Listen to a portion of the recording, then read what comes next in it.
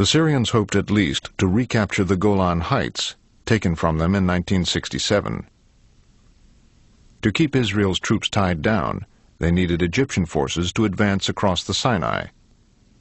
But the Egyptians had their own plan. They intended to limit their advance to territory protected by their anti-aircraft missiles in Egypt. Our missiles could protect us for up to 12 kilometers.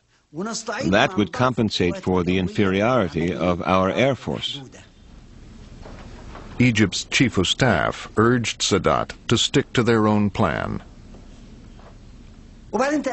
He said, "Okay, we'll draw up a plan to show to the Syrians."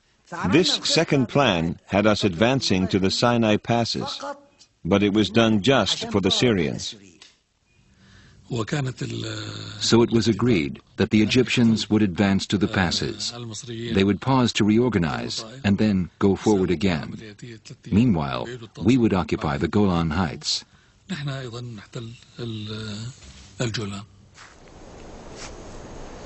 Whatever plans the Egyptians adopted, first they would have to cross the Suez Canal, and do it under the gaze of Israeli troops.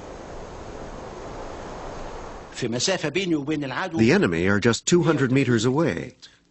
I can see them, they can see me. How can I catch them by surprise? I must hide my intentions.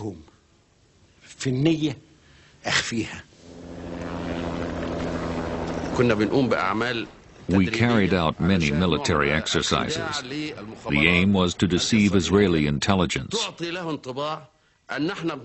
We wanted them to think we were expecting an attack from Israel.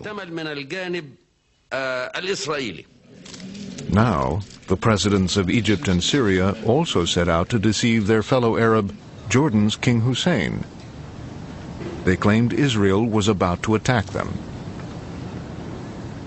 Sadat and Assad were worried about an attack on Syria that could have one of its hooks come through northern Jordan. In the final analysis, I assured them that as far as we were concerned, no one is going to use our country to attack anyone. King Hussein smelled a rat. The last time Egypt and Syria had maneuvered him into a war with Israel, he had ended up losing a large slice of his kingdom. So he flew off alone, telling no one he was going to meet Golda Meir. I was very concerned and worried that a state of no peace and no war was going to end us up in serious difficulty. King Hussein talked about only one thing. He warned us to expect an attack from Syria and Egypt. The Prime Minister received the king alone, but the head of Israeli military intelligence was listening, as Hussein warned of the Syrian-Egyptian preparations for war. She was not convinced this information was reliable. You see, King Hussein himself was not 100% sure. Instead of mobilizing the Israeli reserves, Golda Meir kept in place the usual 450 troops along the canal.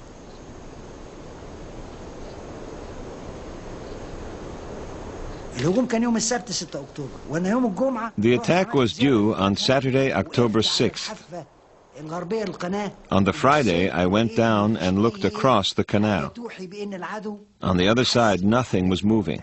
I went back and told Sadat, "They can find out now. I don't care."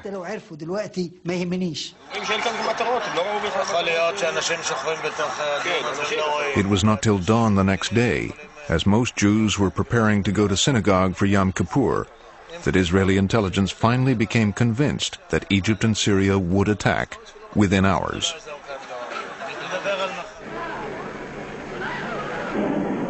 The Israelis heard the call to arms on the radio and from rabbis in their synagogues. At 2 p.m., as civilians were reporting for duty, Egypt opened fire.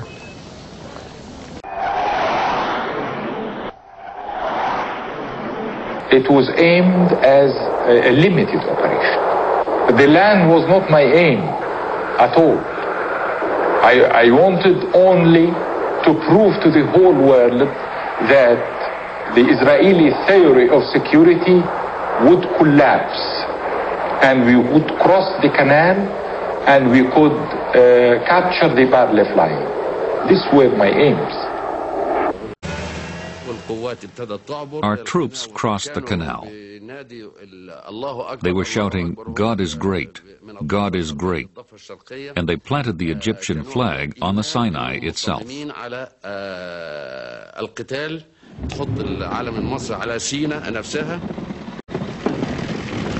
About 6 o'clock, I told my people, my forces, felicitations. The Israelis has lost their balance. Sadat's armies drove the Israelis from the Suez Canal. Israel's Air Force tried to retaliate, but failed to break through Egypt's missile cover. I remember coming to the canal when I arrived in my division after 24 hours of going without tanks across the desert on chains. I saw a young officer. He said, he looked at me, was like that. As he could not believe, he said, "We cannot stop them. We cannot stop them." Our forces, for the first time, suddenly felt that they cannot stop the Egyptians.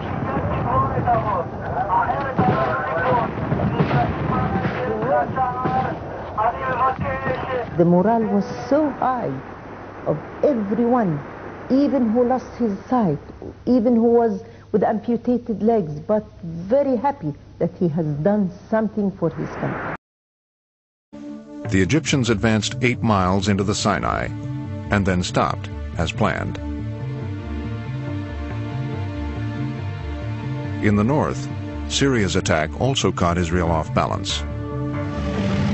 600 Syrian tanks rolled over Israel's defenses and across the Golan Heights.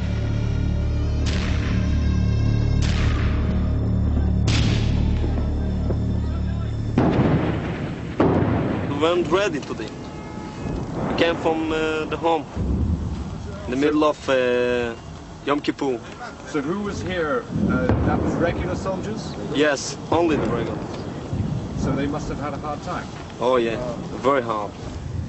Did you have many casualties? Well, with such things we don't know. It's not allowed to talk about them.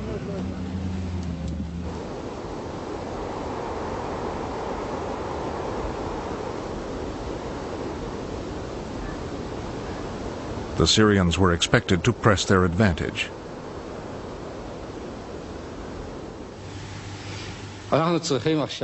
We must keep on fighting with all our courage, faith, and trust, as a nation that knows we're fighting for our lives. And we are fighting for our lives.